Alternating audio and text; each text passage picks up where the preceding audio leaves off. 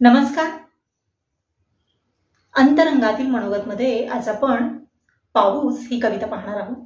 नुकतंच पावसाला सुरुवात झाली आणि अशा वेळी पावसाची कविता नाही तर तो पावसाळाच कसला, म्हणून आज आपण पाऊस ही कविता घेणार आहोत.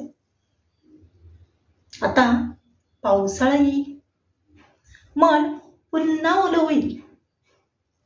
छत्री उघडू उघडू म्हणता चिंब चिंब होऊन जाईल. कोणीतरी पावसाकडे डोळे लावून पाहतय. मळप दाटल्या डोळ्यातले मन मात्र गाते. पाऊस कधी मुसळधार, पाऊस कधी रिपरिप, पाऊस कधी संततधार, पाऊस कधी चिडीचूप. आभाळभर डोळे आता शोधत आहेत पाऊस. आभाळभर डोळे आता शोधत आहेत पाऊस. कुणालाच दिसत नाही पापण्यांमधला पाऊस. खोल आठवणींचं बीज अंकुरून येतं मनावर.